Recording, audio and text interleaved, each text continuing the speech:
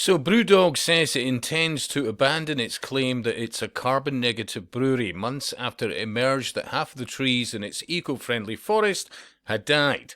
The Scottish brewer, said to be worth £2 billion, said it's in its latest interim sustainability report that it would wind down its claim to be carbon negative, meaning it was producing less carbon emissions than it was offsetting.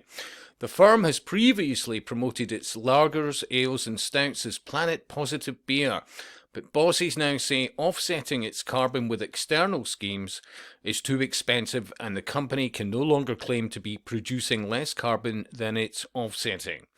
Now, the occultists are laughing at us all because, remember, they're demonising a building block of life, so keep that in mind, remember? So we go on to say staff have been told to prepare to move away from the carbon negative messaging which featured on bartender uniforms and cans of beer sold in shops. The decision has provoked fury from workers who say the firm is abandoning yet another ethical pledge and straying further from its original punk ethos encapsulated by its first beer called Punk IPA. So let's think about this.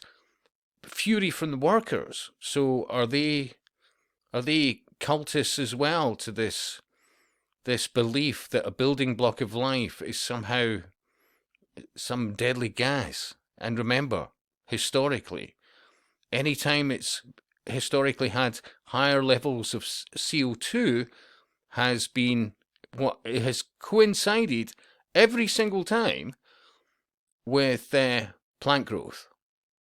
Better crop yields, so many things. It's so obvious, it's there in plain sight, but you have to dumb down a population beyond belief and keep promoting this insanity. It's 0.04% of the atmosphere. It's a trace gas, but it's a vastly important trace gas. Plants absorb CO2. It's part of how they exist, yeah? It quite literally feeds them, and they respire oxygen, O2, which we need, which all life needs, by and large. Most life on Earth would disappear if we did not have plants, plant life, etc. It shouldn't be rocket science. So the decision, well, we've read that. It comes after the firm stopped paying the real living wage to new recruits in its bars, and that half of the trees in the Lost Forest are supposedly carbon busting BrewDog owned tree plantation in Scotland had died before they could take root. I mean, who was involved in that? Did anybody even look into the land that they were planting these things in? Could there possibly be an issue or two with the soil? Yeah. And a number of things. What about the health of the saplings? A number of things. But remember, this is about branding. And even the term, when you look into the background of that. But it goes on to say, this individual. I'd love to say more things. Anyway, BrewDog said it is no longer outsourcing its carbon responsibility and intends to double down on its own sustainable schemes such as the troubled Lost Forest, instead of investing in carbon offsetting elsewhere. Carbon offsetting schemes see companies invest in schemes to reduce or neutralise their own carbon emissions. They can take the form of tree planting or investing in alternative ways of capturing carbon from the air and storing it in the ground. And I'll repeat, it's fine planting trees if you know what the hell you're doing. Yeah. It shouldn't be rocket science. And remember, the main objective is for absorbing CO2. Yeah. So, yeah. But think about this. Grabbing a building block of life and storing it underground so that it will be of no benefit to plants and trees and whatever else. Yeah, it's insanity, isn't it? So it goes into the purchasing of carbon credits to offset each ton of carbon dioxide. And believe me, right? I have no issue with somebody with a V8 or whatever else because they apparently produce more CO2. You know, if you can afford it, buy one. Ah, fine, fair, whatever.